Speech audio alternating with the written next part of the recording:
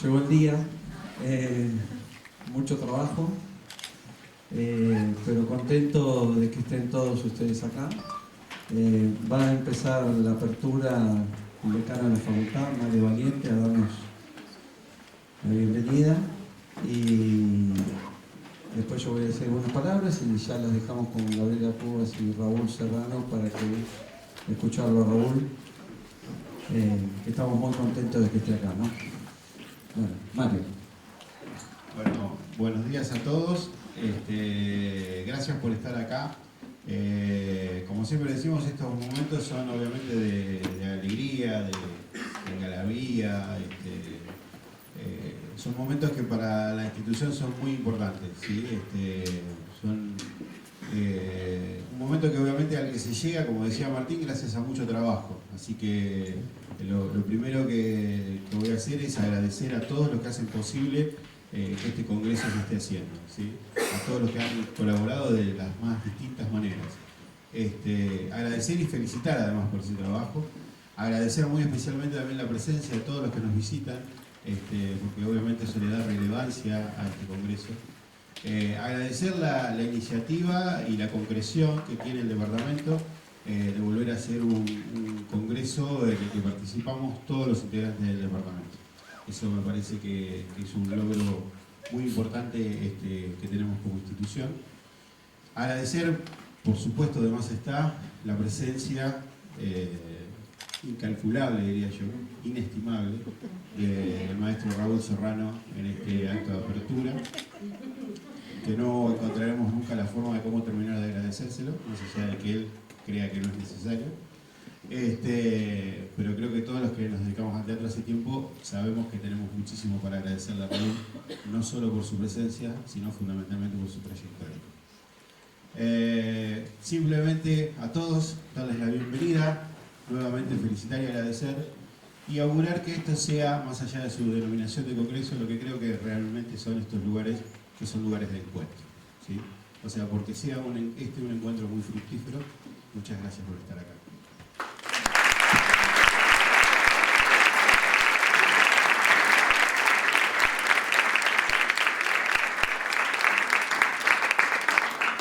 Bueno, sí, la idea de este espacio es un espacio de encontrarnos los hacedores del teatro y poder pensar nuestra práctica desde diferentes ángulos.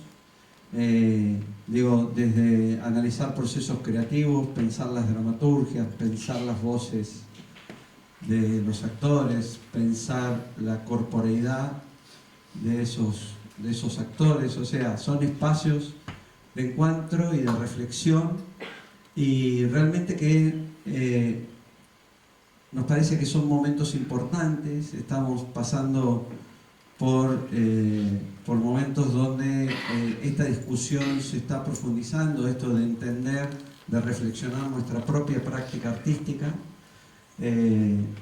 No solo está pasando obviamente en Tandil, dentro de la Facultad de Artes, sino que en muchos ámbitos académicos esta idea de pensar y de investigar nuestra propia práctica implica un momento de reflexión y pensar cómo hacerlo y compartir experiencias de cómo estamos llevando adelante estas investigaciones, estos pensares de nuestra práctica.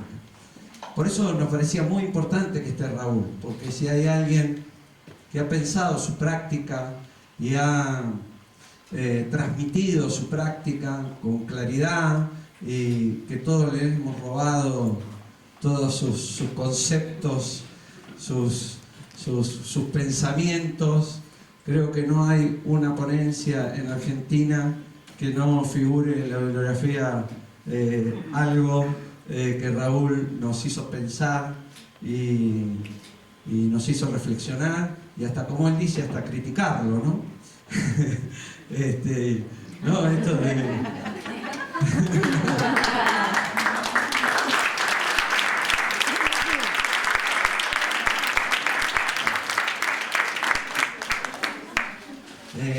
Así que, bueno, por eso me parece que esperemos, y esta es la idea del Departamento de Teatro, que estos encuentros sean disparadores de nuevos encuentros. Por eso la estructura de los grupos de trabajo, ¿no?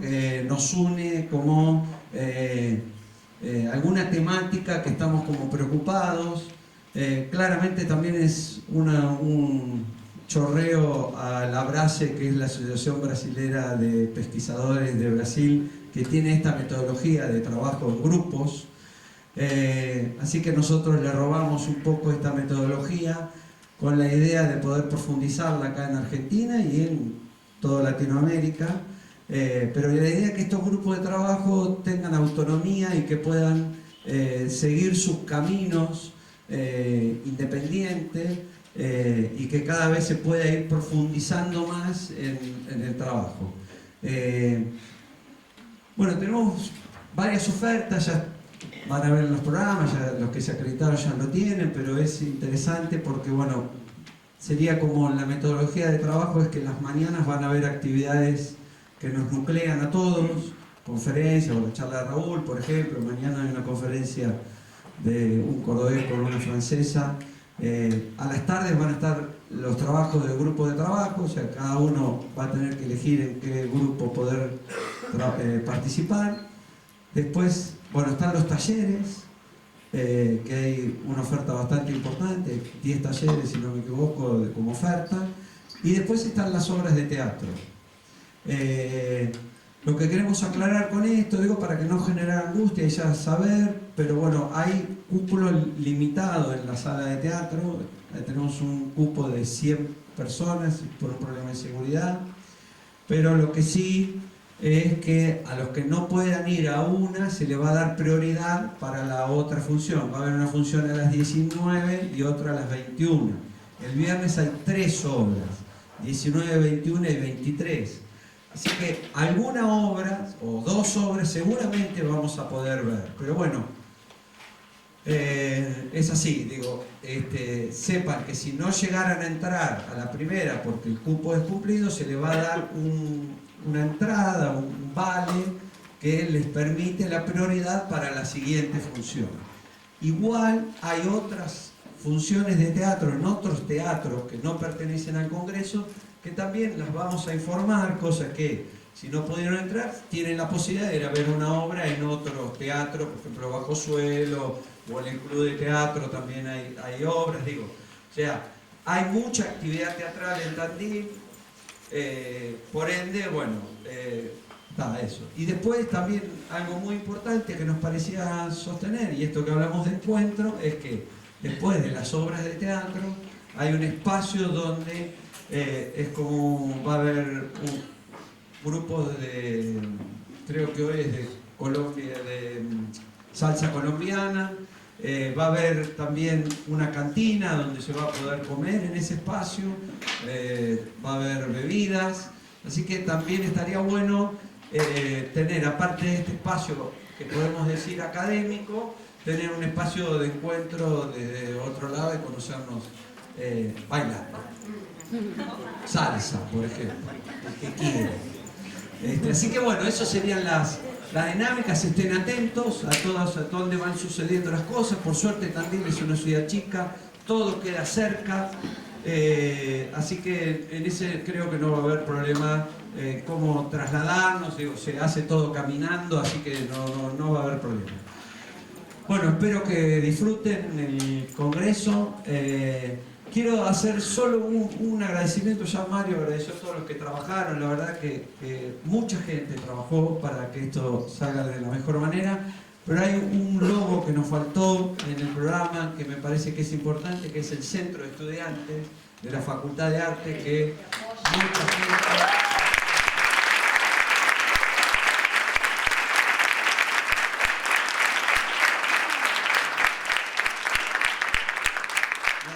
Chicos, disculpen que nos comimos el logo del Centro de Estudiantes, pero sepan que los rebancamos. Bueno, nada más. Bueno, Raúl, te dejo, Gabriela, la presentación. Bueno, nada, me toca presentar al maestro Serrano. No es necesaria demasiada introducción. Raúl es un referente para todos nosotros, sea adhiriendo o a veces criticando, que es lo que más le gusta a él. Agradecer profundamente la presencia de él, estuvo muy entusiasmado de venir. Decirle frente a todos ustedes que es un honor que esté acá. Por su trayectoria, decía Mario, y yo quería agregar por su coherencia. Les pido por favor que le brinden un cálido aplauso y podamos...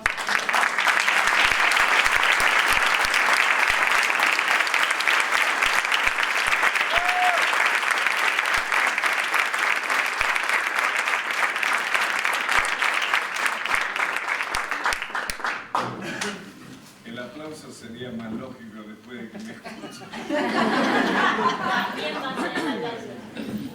O el chiflido. El título de la charla de Raúl es Una pedagogía teatral después de Stanislavski. Acá lo dejo con él, después charlamos, tomamos un tiempito y le podemos hacer algunas preguntas. Sí, sí. Claro. Esa sea lo más interesante. El título de mi intervención debe agrandarse porque es la pedagogía teatral después de Stanislavski y después del diluvio, porque ayer nos agarró en el camino una tormenta que yo jamás vi y que puso en duda la asistencia.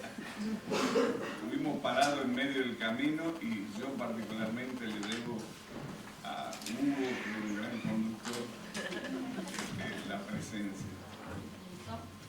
Bueno,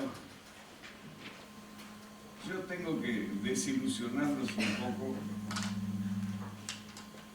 porque yo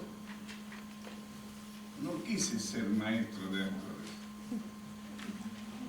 Yo quise aprender lo que era el teatro. Para mí, yo era un provinciano de 20 años que veía el teatro que llegaba, soy tucumano, que veía el teatro que llegaba a su provincia. Hay algo que está Sí, está cortando. comprando y lo van a arreglar. Bueno,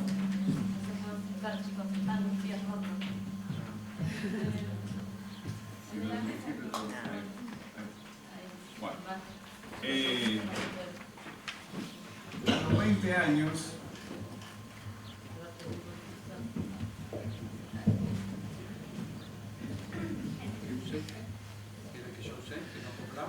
Hola, hola.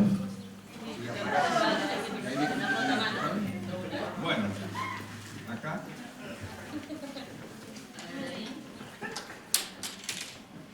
me gusta de chocolate. Che, un helado de chocolate. Bueno, lo que digo, independientemente de los micrófonos, es que a los 20 años uno se cree omnipotente. Cuando salí de mi provincia creía que lo sabía todo, pero me faltaban 2 ítems que quería aprender. Yo no sabía cómo hacer para que los actores se rieran de verdad en escena, y tampoco sabía cómo hacer para que los actores lloraran en escena de verdad. Esos 2 detalles me faltaban. El resto, a los 20 años, yo los tenía todo claro. Eso es lo que yo creí. Y salí, tuve la suerte de integrar un elenco de la Federación Argentina de Teatros Independientes, que viajó a Europa. Actuamos en el teatro de Stanislavski con mi querido amigo Gandolfo Pelinkowski. Y de paso, después que terminó el festival, nos empezaron a invitar, córtala, y yo ligué una beca en Rumania para estudiar actuación. Yo, que venía de la Peña El Cardón de Tucumán, y de poner plata para hacer teatro, ahora me encontraba con que me pagaban un buen sueldo para que yo estudiara teatro en Europa y estuviera a tiro de los mejores elencos. Bueno, no dudé, por supuesto. Me quedé allá, aprendí el idioma rápido, y ocurrió un fenómeno muy interesante, que es que hice los 4 años de la universidad, la tradicional universidad derivada de la concepción stanislavskiana, muy buena. Los rumanos tienen una tradición teatral excelente. Y cuando terminé el primero de mi promoción, y la opción era o dirigir en el Teatro Nacional Rumano o volver a la Peña El Cardón. Y ustedes se dan cuenta que es lo que elegí. Porque la vida me fue poniendo ante elecciones muy tontas.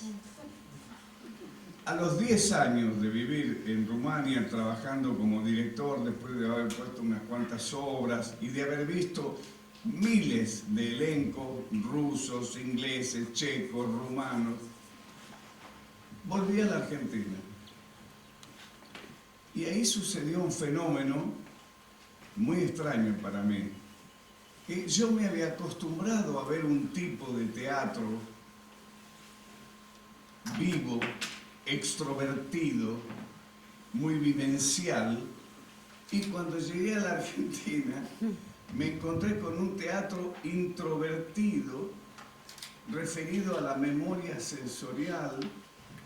Ese era el motor, y a un señor que se llamaba Lee Strasberg, que era el que informaba teóricamente a todas las escuelas que había en esa época, todas o casi todas las escuelas que había. Y yo no sabía por qué, pero sabía que así no me gustaba la actuación.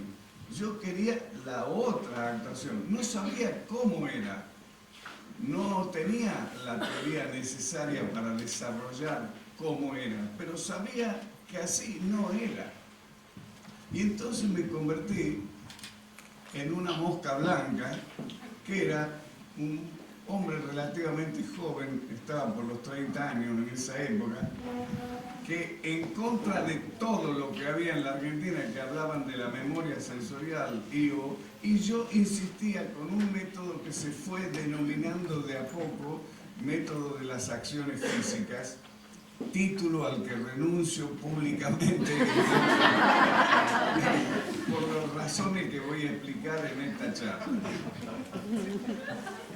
Bueno, yo creo que lo que me hizo conocido, sobre todo, no fue la agudeza de mis observaciones, sino que lo que ocurrió es como ese chiste del gallego que iba por Libertador y dice: coño, cuánta gente a contramano, y el que iba a contramano era él.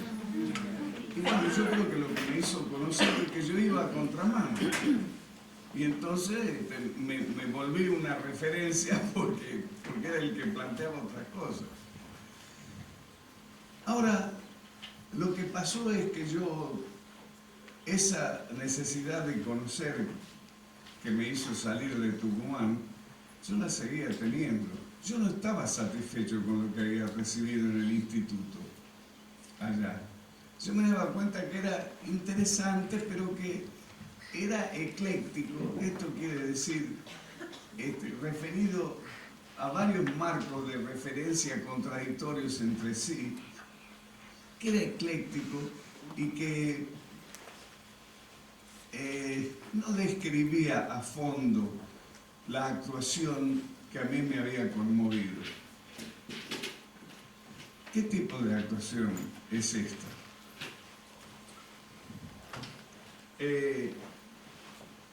Yo, la actuación que había visto antes de salir de Argentina era la maqueta propia del sainete, algún teatro independiente muy elemental en su actuación, y alguien que me había impresionado mucho, que era el Teatro Fray Mocho, que practicaba un expresionismo muy particular, corporal y vocal, pero yo no había asistido a un teatro vivenciado.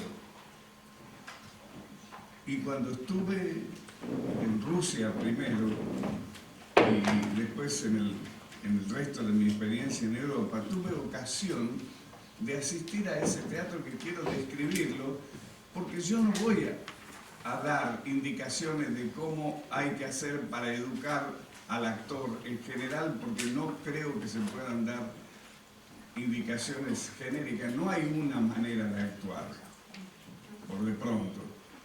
No hay un solo género teatral, por de pronto. Entonces es ridículo pensar que uno va a enseñar cualquier cosa que sirva para todos los estilos y para todas las clases de teatro y poéticas que existen. Bueno, les cuento que en Moscú fui a ver a un gran actor, Cherkasov, el intérprete de El Quijote, Iván el Terrible, esas películas, y yo no sé ruso. Y yo estaba acostumbrado a creer que el teatro era expresividad corporal y o vocal.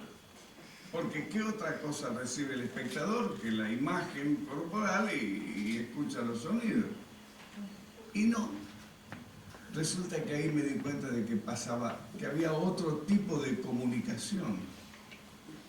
Apareció el señor Cherkasov, se sentó en una silla, empezó a hablar en ruso, yo no sé ruso, con un tono relativamente monocorde, pero yo sentí que algo estaba pasando conmigo y que en la medida que avanzaba ese señor por un discurso que yo no entendía, algo estaba por ocurrir sin que él hiciera movimientos expresivos ni del cuerpo ni de la voz, y que cuando terminó yo estaba absolutamente comprometido con lo que estaba pasando ahí. Cuando terminó dije, ¿qué hizo este tipo? Porque se veía claro lo que no hizo. No había accionado, no había trabajado según las leyes de la prosodia expresiva. No. ¿Qué hizo?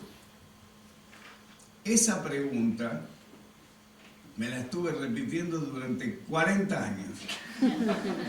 No se rían, para saber qué es lo que hizo Cherkasov. Y ahora puedo, creo, formular alguna teoría y demostrar en mis clases eso que es posible. Miren ustedes, empecemos a pensar en la complejidad que tiene el asumir la tarea de formar actores. Por un lado hay textos escritos, por otro lado hay espacios reales, por otro lado están los espacios que se sugieren desde el texto, por otro lado están los actores, por otro lado están los personajes. Por otra parte, a los actores vos les podés pedir algunas cosas, pero no les podés pedir otras. No es verdad que tienen que enamorarse, el que hace de Romeo, que tiene que enamorarse de Julieta. Y entonces, ¿qué significa verdad u organicidad en la relación entre Romeo y Julieta? Si no es la verdad de la vida. Y entonces, ¿qué tipo de verdades? ¿Cuál es? ¿Cómo se llega? ¿Por dónde empezamos? ¿Empezamos por el texto? ¿Empezamos por el actor? ¿Empezamos por el personaje? Contra todos estos interrogantes chocó mi ignorancia de ese momento cuando, al ver cómo actuaban los argentinos, yo decía, así no se actúa. Sino, y sobre todo, quería comprender el proceso de actuación. Me parecía, por eso hablo de la pedagogía después de Stanislavski, que hoy Stanislavski debe ocupar el lugar que ocupa Galileo Galilei. a quien nadie niega en la física, pero a nadie se le ocurre reducir la física hoy en día a lo que dijo Galilei después de la física cuántica. No es que desmerezcamos la tarea, sino que la situamos históricamente y reconocemos que algo ha pasado en las ciencias humanas desde la muerte de Konstantin Sergeyevich, que tuvo el gran mérito de haber planteado muchos de los problemas de la pedagogía teatral y resuelto muy pocos. Y además, quiero decir que Stanislavski es famoso por ser el autor de el método de Stanislavski o el sistema de Stanislavski. Y yo quiero decirle que Stanislavski no dejó ni un método ni un sistema. Lo que dejó es un cuaderno de apuntes con numerosas anécdotas de las cuales uno puede deducir un montón de problemas de tipo pedagógico, didáctico, pero no hay ni un sistema ni una metodología. El único atisbo de metodología que dejó Stanislavski es en ese capítulo en donde dos alumnos le piden que van a ser el inspector general de Gogol, y entonces él le dice, bueno, hagan la escena. Y ellos le dicen, pero maestro, yo al inspector lo leí hace 5 años, no me acuerdo las réplicas. Y él le contesta, pero usted sabría qué hacer si hubiera tenido un viaje en Calesa de 5 días y llegara a un hotelucho de porquería. Y dice, y sí, podría improvisarlo, es un excelente comienzo. Y ahí, por primera vez en sus libros, te dice por dónde comenzar un proceso, que es lo esencial en la metodología, en cualquier metodología, señalar un camino, un recorrido. Porque si vos lees los libros de Stanislavski, te dicen, mire, usted tiene que concentrarse, tiene que imaginar, tiene que hablar bien, tiene que caracterizar, tiene que relajarse, tiene que... Todo eso en conjunto bien. Eso es lo que te dice Stanislavski. Y es imposible. Vos empezás a relajarte, pero después dice que tenés que correr, después el personaje queda hecho un nudo si le haces cargo a los capítulos por orden. No. Bueno, por eso es que hay tantos Stanislavski como lectores de Stanislavski, que en realidad recogen esto y lo transforman en metodología general. Bueno, yo no quería que me pase esto. Entonces, era la época del estructuralismo, cuando yo me planteé estos problemas. Y entre tanta cosa dispersa, y yo leyendo por otro lado filosofía, y se me planteó el problema de que ¿habrá algún nexo estructural entre estos distintos elementos que componen el teatro? La discusión entre los estructuralistas tradicionales, digamos, y los estructuralistas marxistas, era que los estructuralistas tradicionales hablaban de que en caso de plantear la estructura sincrónicamente no se podía detectar el proceso, y en caso de meternos en el proceso, en la diacronía, no se podía detectar,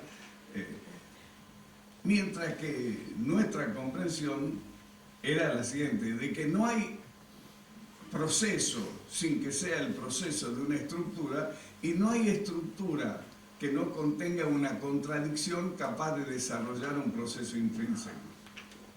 Esto era lo propio del materialismo dialéctico. Bueno, con todas estas ideas en la cabeza, lo que ocurrió es que empecé a trabajar con los elementos del teatro.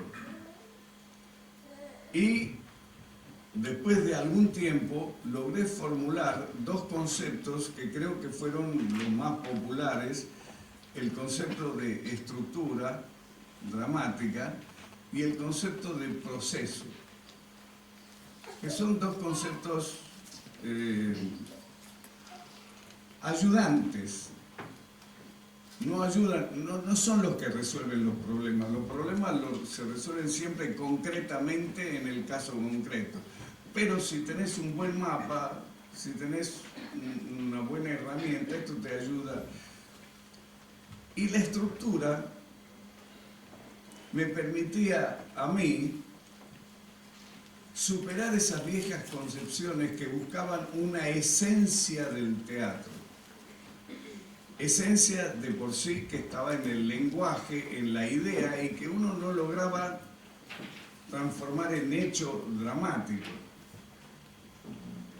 En cambio, la estructura me permitía comprender de cómo el lenguaje dejaba de ser literatura en el momento en que era tomado por un actor que vinculaba su praxis a ese texto en un espacio real que incluía algunas notas convencionales, y esto iba estructurando una realidad que ya no era ni literatura, ni danza, ni escultura, sino era una nueva cualidad del sistema, que es el teatro, como arte autónomo.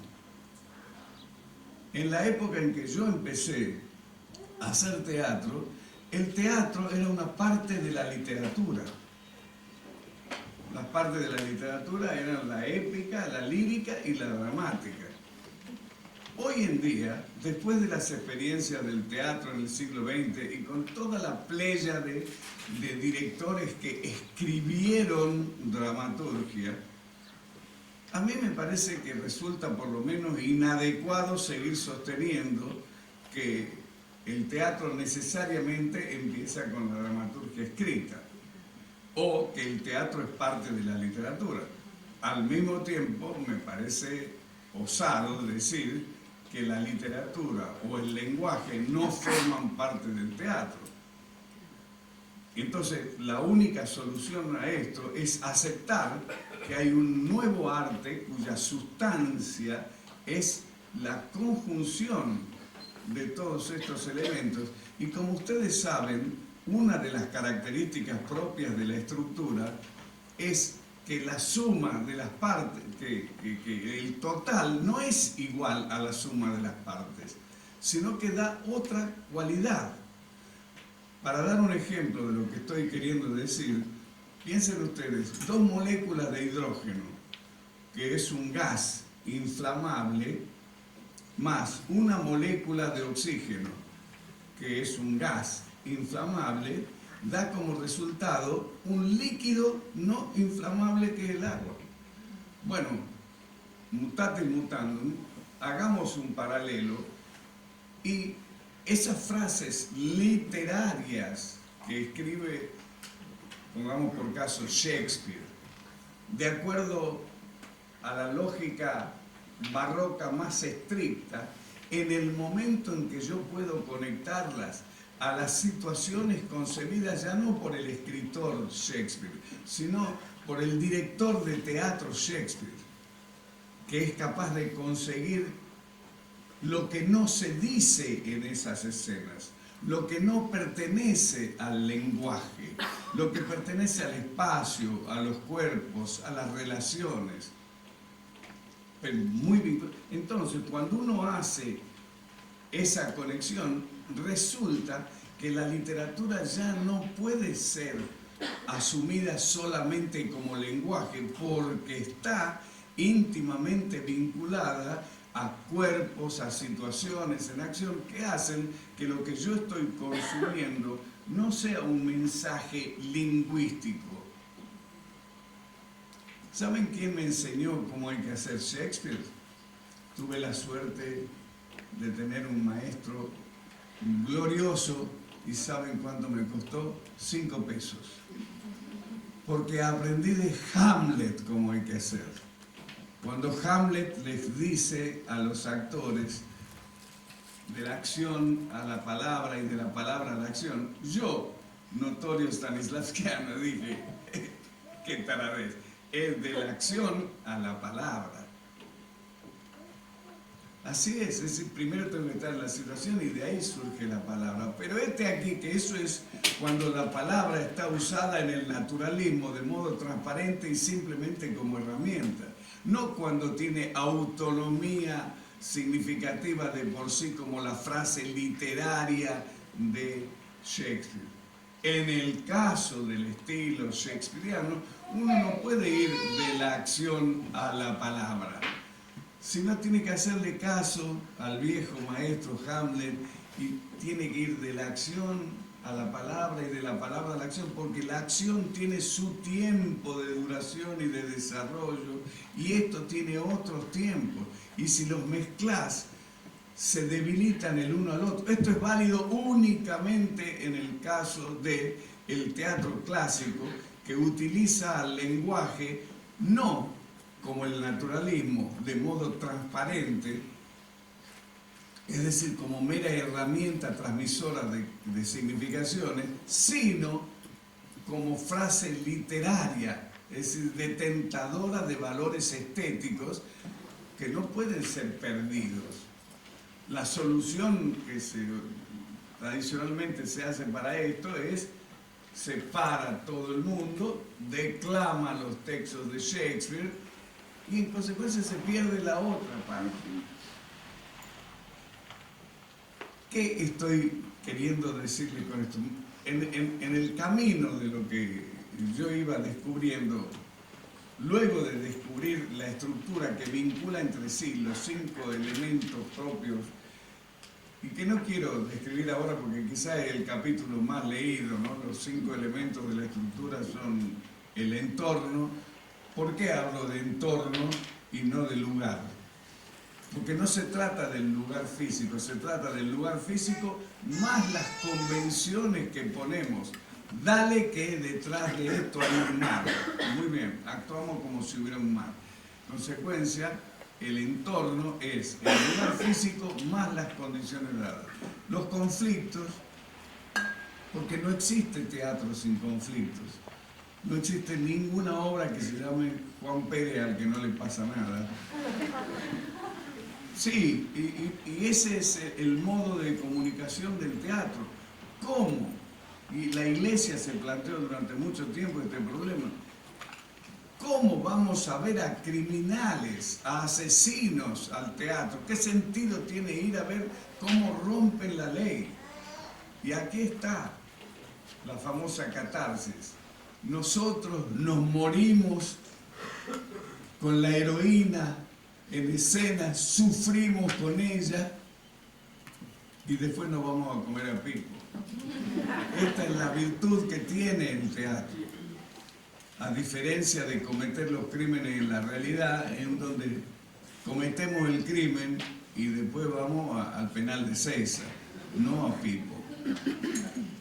Es decir, la experiencia de la desobediencia social, la experiencia del instinto animal que todavía poseemos, es una de las causas sociales por las cuales yo creo que el teatro existe, porque es la forma inofensiva, vacunada, de que nosotros vivenciemos las transgresiones sociales sin consecuencias. Esto es lo que yo creo. Bueno, sigo. Entorno, conflictos, sujetos. ¿Quién es el sujeto de la conducta teatral? Y el actor, que es el único vivo. Pero yo, actor, no tengo ganas de matarlo al rey Claudio. Ah, tenés razón, el personaje. Pero el personaje no existe. ¿Se dan cuenta de la complejidad de los problemas a resolver? Porque ¿cuál es la única solución posible a esto? Recorrer el trayecto genético por el cual se va gestando la obra y el personaje. Es decir, el sujeto de la estructura dramática, antes del primer ensayo, soy yo, el actor. Pero en la medida que empiezo a comprometer mi cuerpo en conductas que no me pertenecen, sino que pertenecen al personaje, en la medida que asumo sus objetivos, sus conductas y me cargo de los contenidos de su psicología. En esa medida me voy convirtiendo en personaje. Y cuando llego al ensayo general, seré un 100%, un 20% el actor y un 80% el personaje, pero de 7 a 9. Después de las 9 sigo utilizando mi documento de identidad que no necesito cambiarlo. Esto digo para desmitificar algunas cosas de esas transformaciones totales que yo particularmente en mi ya larga carrera no solo no he visto, sino que resulta altamente expresivo ver el Hamlet de Halcón, el Hamlet de Olivier, el Hamlet de... Es decir, esta combinación, y no el Hamlet... Hay que preguntar, ¿quién es? Dicen que es Halcón. No, es otra persona, no era otra persona. Es Halcón capaz de transformarse en grados distintos. Hay distintos grados de asunción y de realización, es decir, de volver real la conducta del personaje. Real, no en el sentido de que existe en la calle, real, sino porque de verdad algo orgánico está ocurriendo en la escena. Y eso es lo que nos admira. ¿Cómo puede ser, y esto también se lo pregunta Hamlet, cómo puede ser que ese tipo, sin causa alguna, llore, se le transfigure el rostro? ¿Y por quién? Por Hécuba. ¿Y quién es Hécuba para él? O él para Hécuba. Eso es lo que admira la gente. Y ese es el problema fundamental de la actuación. En la vida no te aplauden porque vos te enamores de alguien, porque hay un objeto exterior a vos que te enamora. Y nadie te tiene que decir qué es lo que tenés que hacer con esa señorita porque te sale solo, porque el estímulo y el contexto es real. Pero cuando vos venís a tu casa, te acabas de dormir una siesta, llegás al teatro y tenés que asumir que te robaron el reino. A mí lo más que me robaron era una bicicleta. Tu madre se está acostando con tu tío. Y a tu padre lo asesinaron. Y yo nunca maté a nadie. Bueno, pero una gallina. ¿Se acuerdan cuando se decía? Bueno, pero algo, mataste una liebre con el auto. Comparar lo que ocurre con la muerte de Desdémona con una liebre que atropelló en el camino, eso es porque querían justificar que era memoria. Cuando la actuación, obviamente, tiene mucho más de imaginación y de audacia que de memoria. Aquel que sea capaz de jugar, en el más lato sentido de la palabra jugar, metiendo su cuerpo en un dale que, como los chicos, ese es un buen actor. Todo el problema de la actuación en este estilo que yo estoy diciendo, permítanme no generalizar. Yo me dediqué a estudiar este estilo que llamemos vivencial. No es el único. Bueno, este estilo consiste en que, ¿cómo haces vos que venís de tu casa de dormir una siesta para tener el estímulo necesario para creer que te robaron el reino? Yo asistí a clases de profesores renombrados que, sobradores, miraban al alumno y decían, pero usted tiene que creer en eso. Y justamente infeliz, decime cómo hago para creer. Porque el problema de la técnica es cómo hago para creer. En palabras es muy fácil decirlo. Y cuando vos haces fuerza para creer y no crees, decís, qué mal actor soy. No, estás siendo inducido por una falta de técnica. Explicar algo verbalmente y que al mismo tiempo sea no ejecutable por el actor, no es darle ayudas. explicarle que Blanche Dubois es una esquizofrénica y explicar los rasgos de la esquizofrénica no ayuda para nada a una actriz que tiene que ser Blanche Dubois. En todo caso puede ser un dato más. Pero cuando entro desde afuera, ¿con qué conflicto me encuentro? ¿Qué hago? ¿Con qué choco? Esos son los datos de la conducta ejecutable que al ejecutarla la pongan ante un conflicto por lo menos homólogo al del personaje. Y un conflicto que transcurra no en su cabeza, sino fuera de ella. Porque estamos en el teatro, si no habría que vender plateas al lóbulo parietal derecho de los actores.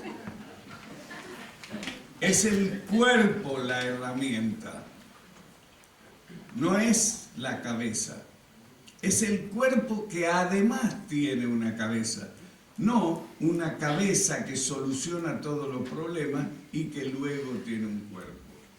Porque ese cuerpo no es capaz de ejecutar lo más importante o algunas de las cosas más importantes que tiene que construir el actor, tales como los contenidos psíquicos y emocionales del personaje. Yo, si fuera capaz de decirme a mí mismo, enamorate de la señora, ¿se dan cuenta cómo resolveríamos los problemas? Me digo esto, vamos a un escribano, firmamos, se soluciona nuestro problema.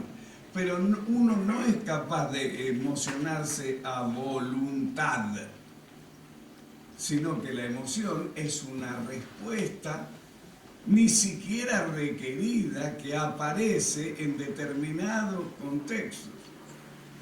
Y no me digan que una conducta teatral orgánica no implica por lo menos algún grado de compromiso emocional por momentos.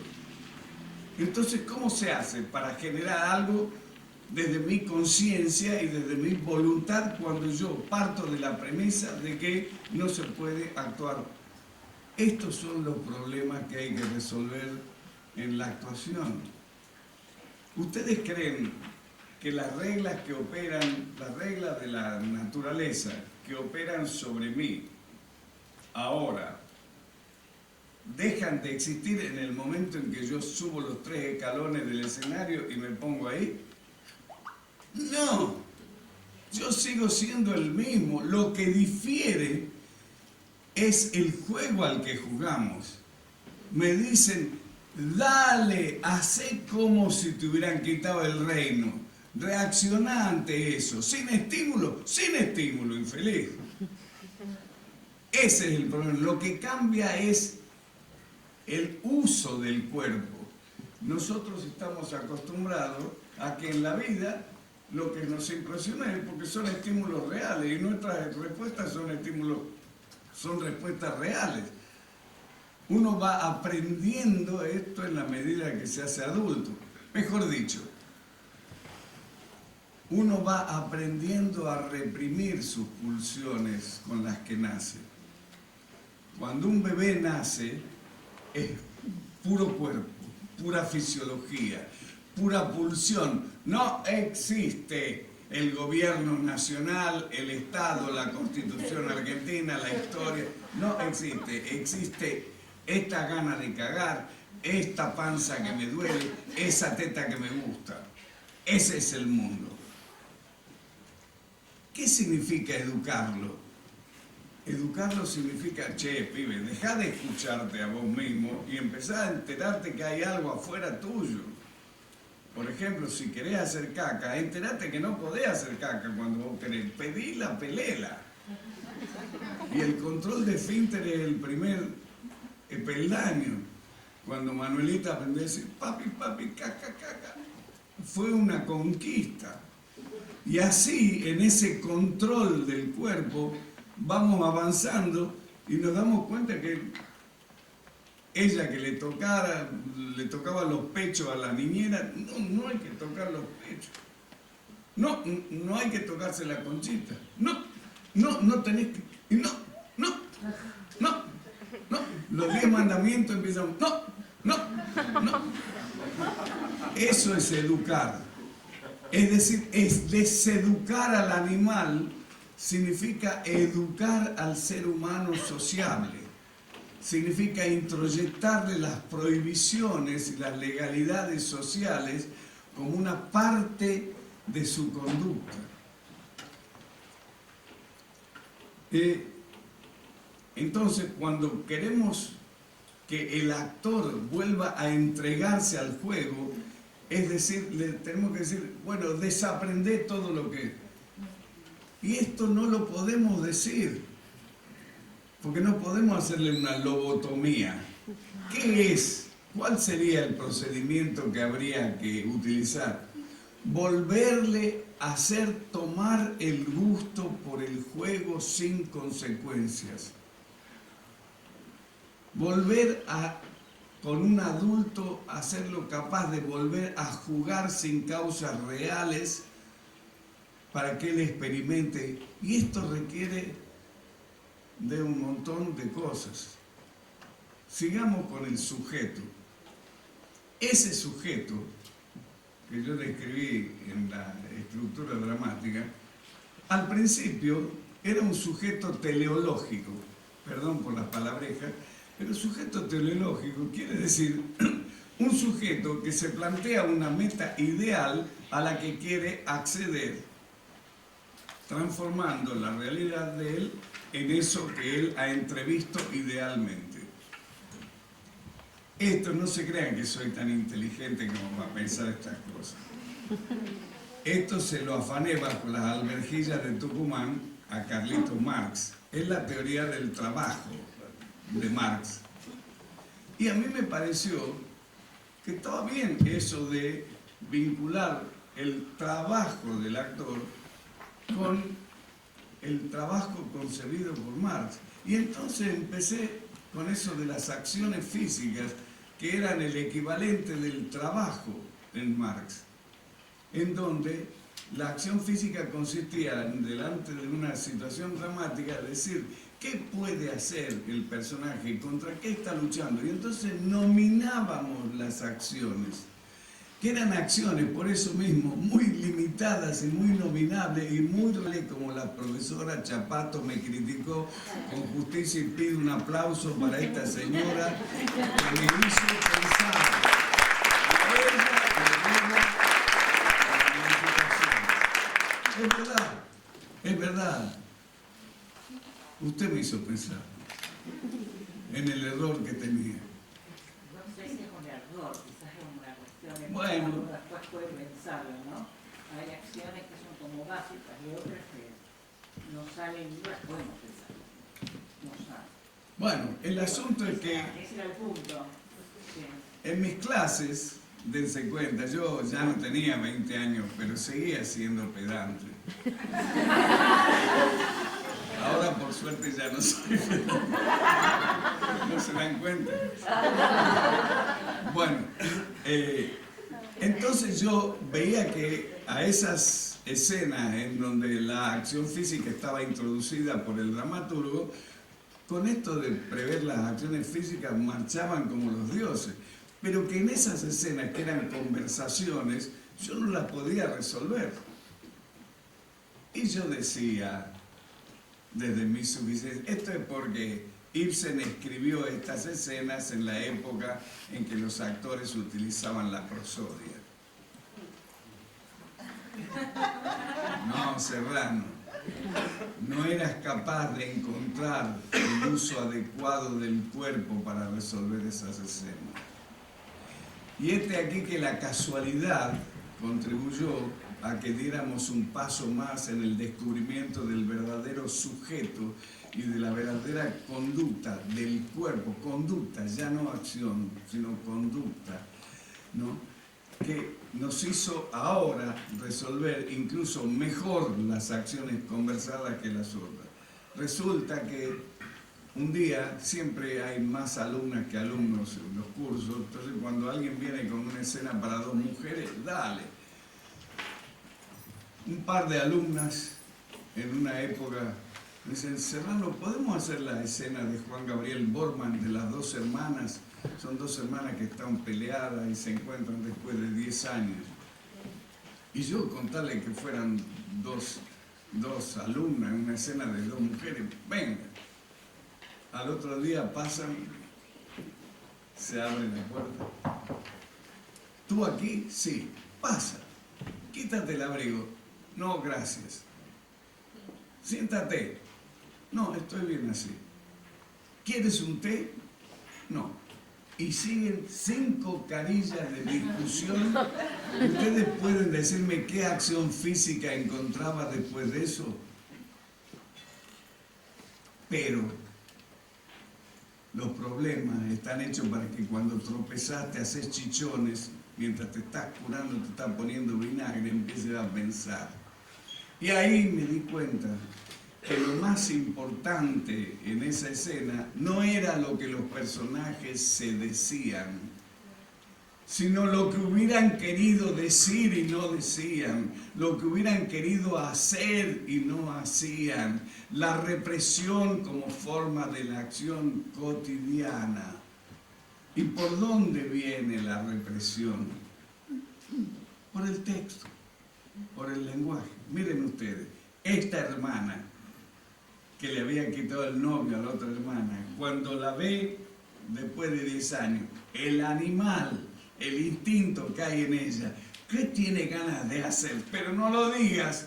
¿Y qué le dice? Hola, hermanita. Es decir, ya no hay un sujeto teleológico que tiene un quiero ideal al que hay que obtener, sino tiene un sujeto escindido, que está constituido por un instinto, por una presión libidinal y por el lenguaje como forma de la represión. Y entonces, más que el futuro, lo que hay que ver es qué pasó antes para ver hacia dónde salta el animal libidinal. Dado que le mataron el padre, dado que la madre está casada con el asesino, dado que te quitaron el reino, ¿qué tenés ganas de hacer? Buen día, Su Majestad Claudio. Esto es distinto a sacar la lógica de buen día, Su Majestad Claudio. Este tipo que viene con ganas de asesinarlo, sin embargo, por convenciones tiene que decir buen día, Su Majestad Claudio. Y esto es la represión como forma de la acción, en vez del método de las acciones físicas, al que declaro solemnemente en Tandil, muerto y sepultado para el bien del teatro.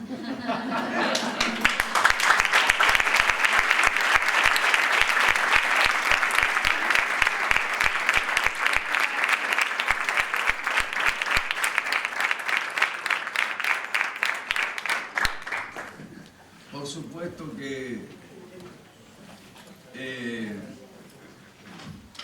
hay que darse cuenta de que no hay un solo modo de actuar, no solamente en la relación. Ayer hablábamos con la compañera que un tema sumamente interesante para charlar es la relación que existe entre el cuerpo y el lenguaje. Ahora que estamos viviendo en la época del giro lingüístico y en donde todo se resuelve a través del lenguaje, yo considero que justamente la actuación es la demostración de que no es verdad y de que la praxis contiene un momento del no saber, del no lenguaje, que hay que incluir en el proceso de conocimiento. Yo le decía, ¿a vos te ocurrió, tuviste un orgasmo? Sí, me contestó. Y le digo, bueno, explícamelo. Yo nunca tuve uno. O si preferís, explícame el gusto del durazno. Y ustedes ven que el lenguaje no es omnipotente, sobre todo en lo que al cuerpo se refiere. Por lo tanto, el tipo de aprendizaje que tiene que hacer el actor no es un aprendizaje intelectual que luego se baja al cuerpo, sino es un aprendizaje a utilizar el cuerpo de modo lúdico. ¿Esto qué quiere decir? Nosotros en la vida tenemos la razón, la conciencia, miren dónde está puesto, arriba de todo. Esta conciencia está arriba del corazón, arriba de los sentimientos, y está arriba del resto de los órganos necesarios para seguir viviendo. Y esta es la conducta normal. Ahora, cuando este se pone aquí y este se baja aquí, ahí aparece un sujeto teatral. Porque el teatro está solamente interesado en esos sujetos desequilibrados por alguna razón afectiva o que cuestiona el ordenamiento racional. Y entonces lo que hay que aprender es que uno no es ni menos inteligente ni menos buena persona porque de 7 a 9 aprenda a partir en su conducta, a partir de sus pulsiones y a dominar sus pulsiones en la relación dramática con el otro. Y créanme que esta energía real que se establece entre los personajes es tan potente o mucho más potente que si yo le pegara una trompada. Porque el otro personaje me recibe a mí como un estímulo real que se está preparando para darle una trompada. Me ve que estoy preparándome para darle una trompada y yo soy un estímulo para él. Y él, al atajarse, se convierte en un estímulo para mí. Y entonces empieza el intercambio de hechos reales, nada más que sin causa, producidos por la técnica. Pero es un intercambio de hechos reales que ocurren en el escenario, porque lo único real en el escenario son los actores. Aunque haya algunos de madera que se introduce. Pero el único elemento real verdaderamente existente son los actores. Entonces, cuando un actor voluntario y conscientemente dirige todo lo que tiene con ganas de, y el otro empieza a crearse, ¿y cómo no voy a creer si está ocurriendo? Lo grave sería que no lo crea si están ocurriendo cosas. También en esto se equivocaba Stanislavski. Stanislavski, al explicar el método de las acciones físicas, decía que era la memoria corporal, al recordar lo que sentía en la vida cuando tomaba un vaso, o que yo que era eso. No, es la creación de una relación físicamente, aunque sea sin causa real, pero lo que está aconteciendo compromete mi cuerpo y mi psiquismo en el sentido del personaje.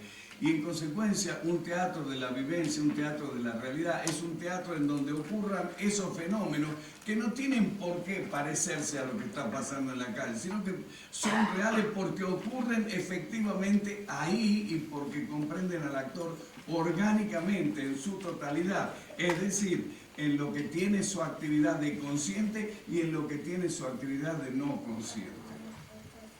Y eso es el teatro conmovedor en donde vos lo consumís no como una serie de informaciones, sino que participás como en una misa laica, te identificás con lo que está pasando. No es un consumo auditivo y visual, es un consumo que te deja. Stanislavski mismo decía que había dos tipos de espectáculos. Uno, que cuando cae el telón, la gente aplaude y grita ¡bravo, bravo, bravo! Y la última vez que cae el telón se da vuelta y dice ¿a dónde vamos a comer? Y había otro tipo de espectáculo que es así, cuando cae el telón se produce un ligero silencio, empiezan los aplausos, aplausos, aplausos, y a las 5 cuadras dice, che, ¿dónde vamos a comer? Esta es la diferencia. El tipo de participación que estamos creando. Yo no digo que sea mejor, ojo, digo que todas las referencias técnicas que yo estoy haciendo se refieren a esto. Bueno, y el texto como último elemento integrante de la estructura, dense cuenta que aparece en dos ocasiones en general. aparece la primera vez en donde yo lo leo con el único objeto de imaginar y construir lo no verbal, la situación, las condiciones dadas, de ponerme luego yo en esa situación. No lo leo analíticamente pensando en qué hago cuando digo esto. Ese es un error grande como la montaña del Tandil. Porque la lógica de la conducta no es la lógica de lo que yo digo, es la lógica de la situación, que no es lo que yo digo. Lo que yo digo es el excipiente permitido socialmente de lo que tengo ganas de hacer y de lo que me pasa. Por lo tanto, lo que hay que analizar no es el texto, que es el tapaconductas. Lo que hay que analizar es lo que hay previo a ese texto, generando ese lenguaje. ¿Y qué significa analizar? ¿Significa sentarse a pensar? No, significa recrear situaciones homólogas, partir de condiciones dadas, comprometer este cuerpo no de la cabeza, sino del impulso, y poco a poco ir llegando hasta darle sentido a ese texto. Eso significa análisis.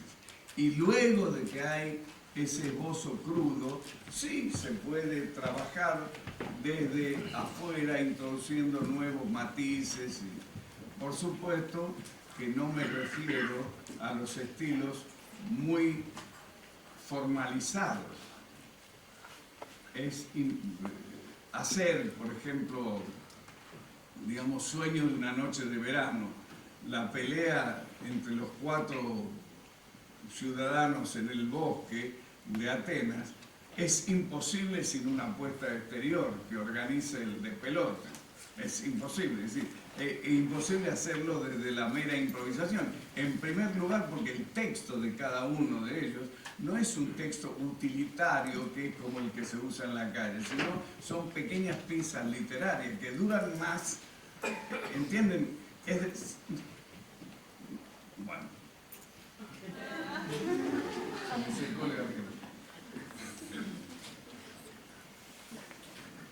Hay un montón de problemas que surgen, pero básicamente el problema es que el texto en una primera lectura se utiliza como pretexto para encontrar lo que no se dice, la estructura no verbal. Todo el problema del teatro es que hay como el agua y el aceite. Está el texto, que el texto no tiene cuerpo, tiene transcurso en el tiempo, pero no tiene cuerpo. La palabra perro no tiene pulgas. Y está por otro lado el cuerpo en un espacio, queriendo y rechazando. Los cuerpos no explican, son como amebas, chupan o rechazan. Los que entienden algo son los que miran de afuera. Pero cuando yo estoy queriendo matar a alguien, no le estoy explicando al que me mira, mirá, lo estoy queriendo matar. Yo estoy queriendo matarlo, la lógica es esta. Y desde afuera tiene sentido. Pero no es un lenguaje para el actor, es una interacción que no es lo mismo que el lenguaje. Para conseguir que el cuerpo esté comprometido y para conseguir que el lenguaje... Entonces digo, ese texto aparece en primera instancia como un pretexto para encontrar la situación no verbal en la cual se analiza para producir ya ahora el texto como consecuencia de lo que ocurre. Y acá, digamos, pasamos al proceso que en parte está explicado por lo que ya dije. Esos son los dos conceptos más famosos que salieron de nuestra escuela, el de estructura y proceso, aunque yo reivindico otros dos conceptos muy importantes, los que no hay que equivocarse. El concepto de técnica y el concepto de poética. En el teatro en la actuación hay una invariante. Hay una cosa que no puede eludir ningún actor. No puede eludir la regla de la fisiología, de la realidad. Todos miran por los ojos, respiran por la nariz, caminan. Este es un hecho. Si yo le pido a una actriz que venga corriendo por el escenario y se disuelva en una mancha de agua, así como en la película, no sé, los X, no sé cuánto, y me va a decir, pero Serrano, no puedo. Entonces yo le pregunté, ¿qué falta de talento? No hace lo que yo quiero, no me interpreta, no sabe interpretarme. Si yo le pido, dense cuenta que lo que sería esta escena, se dan cuenta que en determinado momento, cuando se está separando de su marido, la actriz empieza a levitar y sale lentamente por la claraboya. ¿Qué opinarían de esa escena? Y no me la quiere hacer la actriz, no me interpreta. ¿O acaso soy yo que no sé tocar ese piano, entre comillas? ¿Cuáles son los límites de ese piano? Con esto estoy diciendo que la técnica lo que hace es descubrir los procedimientos reales, ejecutables, porque están sometidos a las leyes objetivas de la naturaleza. Esta es la técnica, la descripción de esos procesos. Ahora, esos procesos pueden ser utilizados en distintas combinaciones, con distintas intensidades, como el cuerpo humano es utilizado de distintas maneras, con distintas prohibiciones, en los distintos deportes. Alguien que juegue al rugby, ¿entendés? Y que pase a jugar fútbol, por más que tenga el cuerpo bien desarrollado, si llega a agarrar la pelota en el área penal, le van a cobrar y va a decir, ¿pero cómo? Porque unas son las reglas del rugby, reglas culturales, no reglas técnicas. Esas reglas culturales son los estilos. Y esos son infinitos. Hay tantos como directores, como escuelas, y está bien que así sea. Y esto le va a plantear a las escuelas de teatro siempre problemas, porque vamos a tener que estar vivos construyendo actores aptos para abrirse a las sugerencias de los reglamentos del rugby, del básquetbol o del vóley, y no solamente a los reglamentos de la AFA. Perdón, ustedes entienden lo que quiero decir, ¿no?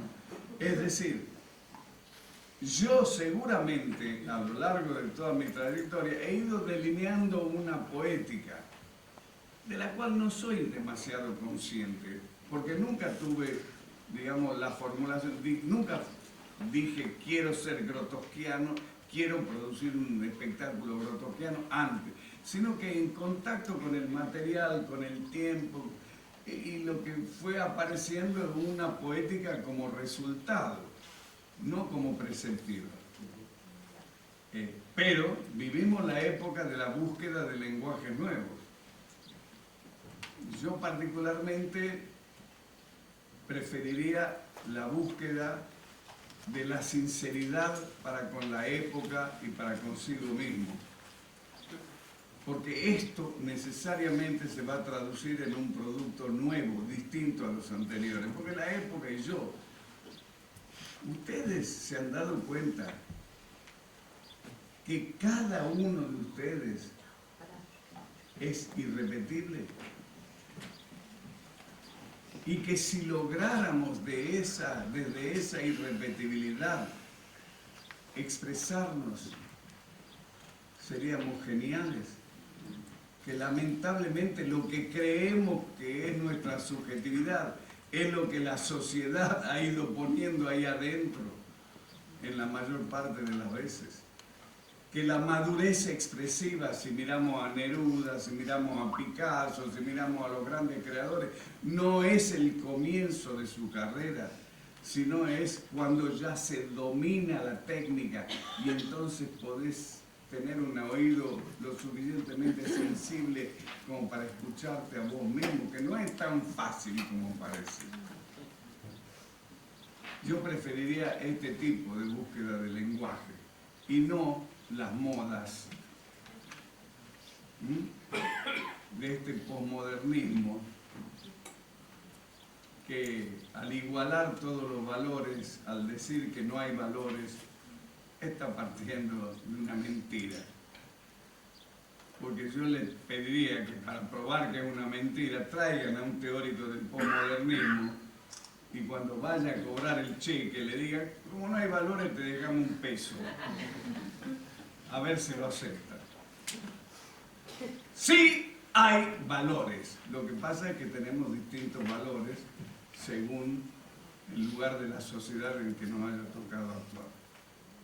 Y no estoy dispuesto a que el arte esté roto de esos valores y se convierta en un objeto de juguetería formal, por más que el modernismo, que los Duchamp, que los Malevich le hayan hecho mucho bien al arte, haciéndonos trastabillar a lo que creíamos que la sabíamos todas.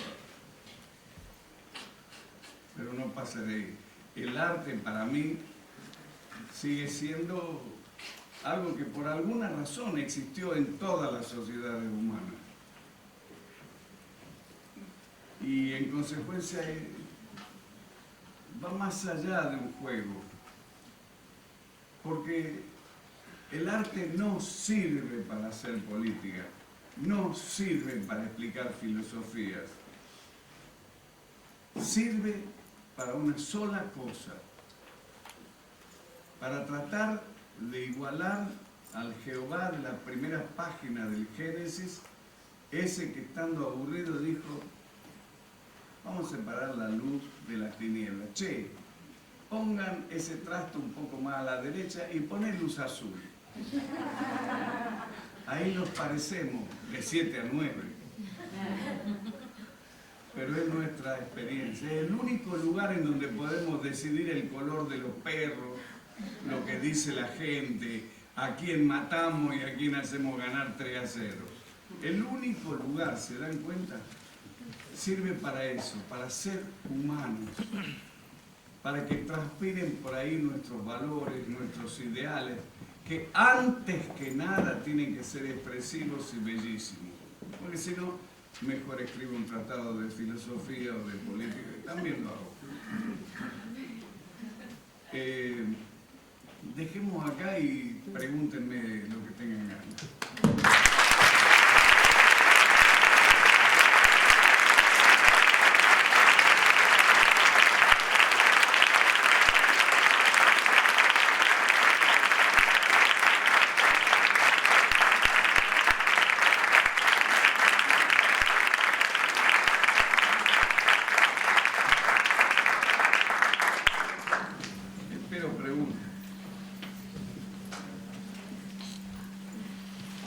Estoy seguro que debe haber muchas dudas.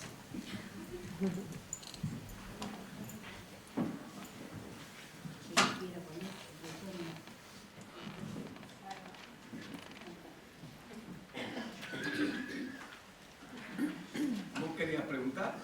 ¿Yo? Sí. No. Ah, te vi cara de preguntar.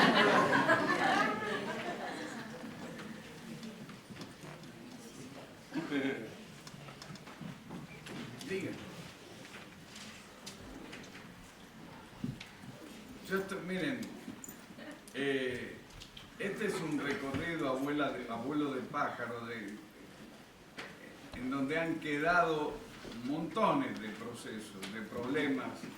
Por ejemplo, ahora, a esta altura de mi vida,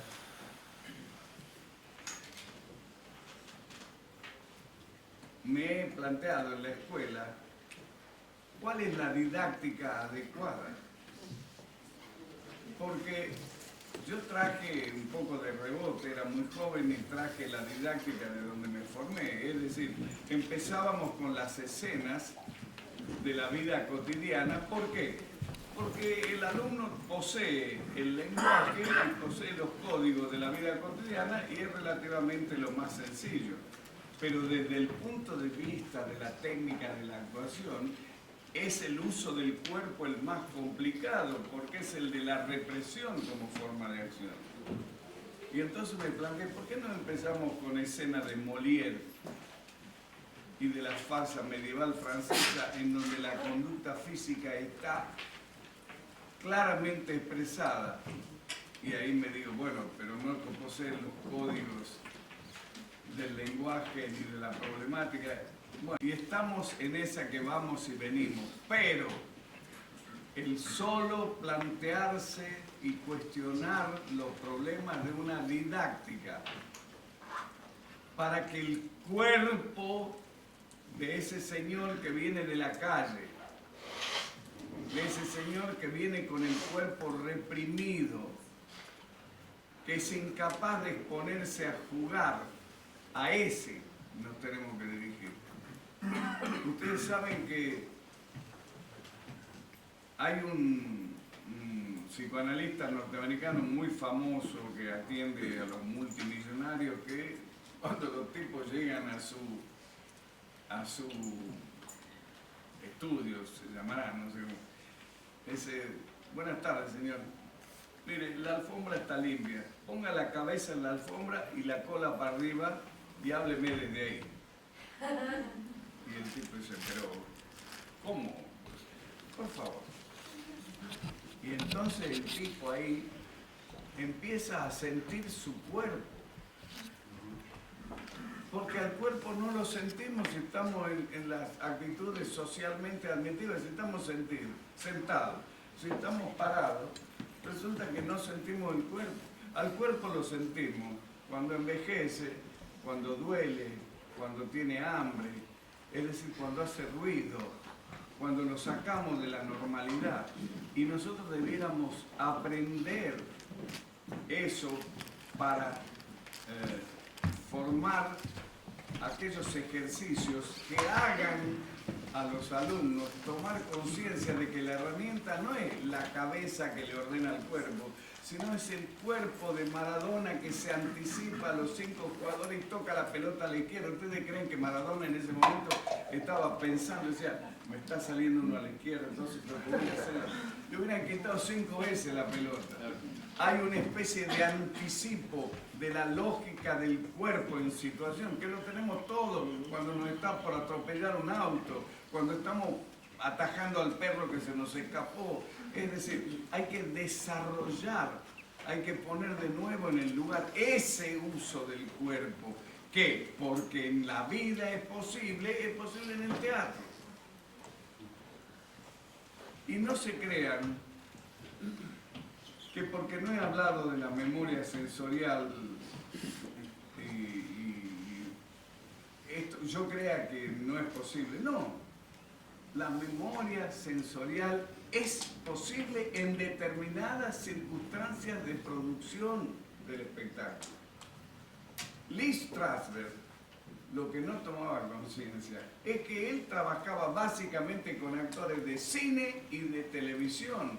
Y vos, tanto en el cine como en la televisión, podés decirle: dame 5 minutos, relajarte, retirarte a la memoria y empezar desde ahí. No me veo haciendo esto en el segundo acto de Juan Gabriel Borman diciendo: momentito que tengo que llorar. No me veo. Entonces, la memoria sensorial lo que tiene es que el defecto que tiene como técnica es que te aísla del aquí y ahora y te remite al antes de. Mientras que esta técnica que estamos diciendo nosotros, por el contrario, se alimenta del aquí y ahora y te obliga a conectarte y a enfrentarlo como único camino hacia la organicidad. Esta es la diferencia, pero funcionan. Así como, tengo que confesar, yo me he acostado en repetidas ocasiones con Sofía Loren, utilizando la memoria emotiva. ¿Funcionó? Y la imaginación. Señores, porque funciona en la vida, quiere decir que funciona también en el teatro. No somos distintos, lo que varía son las reglas de juego. el entorno real, no solo que no, las causas primeras del 90% de los personajes y de los espectáculos no son reales y no pueden ser reales. Si a mí viene un alumno y me dice, mire, póngame a mí en Edipo porque yo maté a mi padre y me asesiné a mi padre. Y yo le digo, rajá de acá. No me animo a darle un rol teatral. Porque lo propio del teatro es que esto lo haga sin necesidad del estímulo real. Esto es lo que admiramos. ¿Cómo puede ser que ese actor se le transfigure el rostro y se le inunden los ojos de lágrimas si él no tiene motivo? Y todo ¿por qué? Por Écuba. ¿Y quién es Écuba para él? O él para Écuba. Y yo, que tengo motivos más que suficientes, estoy así. Ese es el problema del teatro. Ese es el problema. Respondamos a eso. Esta es mi visión, por supuesto. La búsqueda de lenguajes ha dado espectáculos maravillosos. Sería ridículo negarlo. Y bueno, para esa parte llamen a otro. Y de verdad. Una pregunta, ¿puedo, Raúl? Sí. Ah, no, Ya, primero acá y después va Julio. Respecto a lo que hablaste con lo que viste decir a ese actor ruso, yo recuerdo en los años 80 Cantor, director polaco de teatro, lo vi en el San Martín y sin entender una sola palabra salí muy conmovido de esa obra de teatro. Pero era una obra de teatro físico y... Pero ves, ahí me permites, esa obra era conmovedora más que todo por el conjunto. Claro, porque escuchen, porque el único vivo, en los dos sentidos de la palabra, en el de pícaro y en el de vivo, era Cantor, que se acercaba a su muñeco y le decía, no, un poco más flojo, no sé qué. Y este era el único vivo, en el sentido de que estaban los demás. Él recurría justamente a criticar la mecánica de la vida y por eso le daba igual, exagero, le daba igual un maniquí que un ser humano vivo. Esto es una crítica terrible a la contemporaneidad y justa, por otra parte, y él es un gran creador, pero justamente es un gran creador él. Decime cuál de sus actores era un gran creador. Nómbrame uno. Eran muñecos. Nosotros tenemos escuela de actuación. Igual me refería más que nada a... No, te entendí perfectamente. Porque, ¿sabes? El teatro lo que tiene es esto, 1000 posibilidades. ¿Cómo negar que Cantor aportó al teatro contemporáneo? Tenés que estar loco para negar. Ahora, desde el punto de vista de la actuación, es poco. Él era arquitecto de oficio. Él concebía la escena como un juego básicamente visual, lo cual no es poco. Yo quisiera ser capaz de la 10ª parte de lo que era capaz él. Pero en cuanto a que un actor nudo y desnudo, sin otra cosa que su propia herramienta, sea capaz de conmoverte y de... Esto es otra cosa. ¿Y qué te sucedió con ese actor ruso? Y me sucedió que me sentí conmovido y me tiró a la miércoles todo lo que yo creía que para conmover había que ser expresivo con el cuerpo y con la voz, como era Ferriño. Y me dijo, no, se puede de otra manera. Y dije, ¿qué hizo este tipo? Quiero saber qué hizo.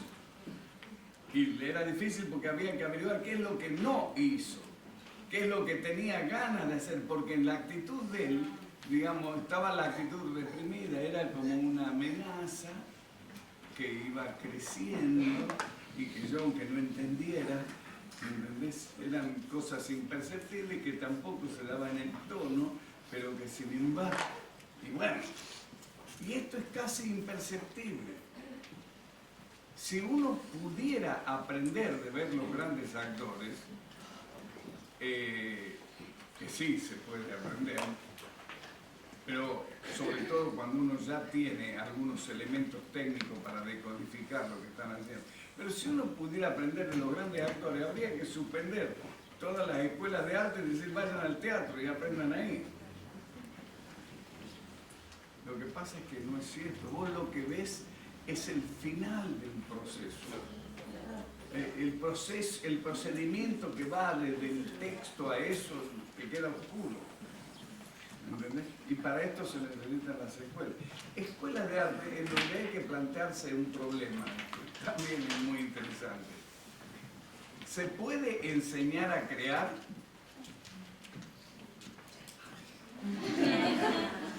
Porque si no se puede enseñar a crear, ¿qué enseñamos en las escuelas de arte? Pregunta interesante, ¿no? Yo creo, miren, voy a contestar por lo que yo creo que no se puede enseñar a crear, pero que sí se puede aprender a crear. Porque es la actitud de autoformación y de autocrítica y de autoexigencia la que te lleva a buscar procedimientos creativos. Y no es algo que venga desde afuera, sino algo que tenés que generar vos mismo. Porque el primero que comparó a la mujer con una flor fue un poeta. El segundo que comparó a la mujer con una flor ya es un epílogo. El tercero que comparó a la mujer con una flor ya es un idiota. Nosotros no sé si en primera, segunda o tercera categoría queremos hacer cuando digo yo soy barbiano, yo soy grotowskiano. Primera no, porque en esa está Grotowski. Así que hay que elegir entre epígono o la que sigue. En cambio, lo que estoy sugiriendo es que asumamos la responsabilidad que tenemos de ser distintos y de ser nosotros y de crear nosotros. Y así a lo mejor aparece algún Cortázar, algún Borges. No, por ahí digo, no somos tan colonia. Por ahí exportamos pedagogía teatral. Por ahí mandamos gente a Europa que ponga teatro allá. Sí, esta es la única actitud coherente. Ser absolutamente sincero con uno mismo y con su tiempo. Pinta tu aldea. Esta es mi actitud. La búsqueda del lenguaje me parece que es algo que nos impusieron desde los centros de poder, ¿entendés? Ahora se usa y justo, si se usa no quiero usarlo. La moda es lo contrario al arte. En la moda alguien en algún lugar decide lo que yo tengo que considerar expresivo. ¿Te dan cuenta? No quiero, por eso hace 50 años que uso jeans, que también se inventaron en Estados Unidos además. Me dio vergüenza usar las bombachas de los gauchos. No es cierto, estoy exagerando. Pero la actitud de esta, de qué es lo que se usa en un artista, cuya regla fundamental es no respetar las reglas de lo que se hizo hasta ahora. Pero no porque sí, sino porque sabe que él es distinto y que su mundo es distinto, no porque es Contreras. Bueno, alguien quería preguntar. Sí, había una pregunta más por allá. Ya, perdón, luego de esto podría... No, bueno, muchas gracias Raúl por la charla. Yo preguntarte un poco con esta cosa de que siempre, digamos, como seguir un poco tu enseñanza es también un poco criticar, digamos, ¿no? Como decían con Brecht, digamos, ¿no? Que ser discípulo de Brecht quería decir criticarlo. preguntarte si no te parece que aún en este tipo de trabajo que vos proponés con el actor, que aspira a un trabajo vivencial, si aún ahí no observás un cierto desgaste de las formas y como una cierta repetición, digamos, en los modos de construir teatro, que estaría, si se quiere, como gastando una suerte de representación que debe hacer el actor. Es obvio que este estilo, esta técnica, digamos, ha nacido a la sombra de Chekhov. Es obvio. Para mí el gran maestro fue Chekhov, porque lo que dicen los personajes de Chekhov son tonterías. Él en una carta escribió: quisiera escribir la obra más pequeña del mundo, hacer que los personajes digan tonterías, fumen, coman y sin embargo 3 puntos. Ese es Chekhov. Y es parecido a la vida. En la vida yo no me estoy tropezando con tipos como Hamlet o Ricardo III, se parecen más a qué sé yo, los personajes de Chekhov. Seres aburridos, seres normales. Entonces es cierto que toda técnica funciona mejor con una poética dada. Y esta técnica nació a la luz del realismo naturalista o realista. Pero yo en mis clases intento probar la organicidad de esta conducta con textos de Shakespeare, con grotesco criollo, con Molière, y lo logramos. Es decir, lo que quiero demostrarme en primer lugar para poder decirlo es que lo que yo estoy describiendo es algo más centrado sobre la técnica, es decir, sobre el funcionamiento orgánico de las leyes de la naturaleza, en la que si les varían las reglas de juego, esto sigue sirviendo. Por ejemplo, la relación entre el lenguaje y el cuerpo no es la misma en Chekhov que en Shakespeare. Los personajes de Chekhov dicen: ¿qué haremos para pasar el invierno? Y Macbeth, cuando sale de matar a Duncan, dice: Macbeth ha matado el sueño, ese alimento del guerrero, el descanso del festín de la vida, y hace 7 comparaciones. Está loco Shakespeare, que después de un crimen se para y hace 7 comparaciones literarias. No, es el barroco. Escúchenlo a Hamlet, que dice: de la palabra con su tiempo a la acción con sus tiempos. Es decir, ir descubriendo las necesarias relaciones entre lo que pueden los cuerpos y los nuevos lenguajes. Esta es la tarea que nos hemos propuesto nosotros. Y es cierto que hay una especie de realismo que empieza digamos, Tito Cosa empieza a dejar de ser interesante, para decirlo con el nombre de un autor, ¿no? Y nos gusta más cartoon, ¿no? Y yo dejo de ser interesante y empieza a ser más interesante el de Timbre 4. Sí, es cierto. ¿Qué le van a hacer? Si yo pudiera, volaría. Bueno, muchas gracias por...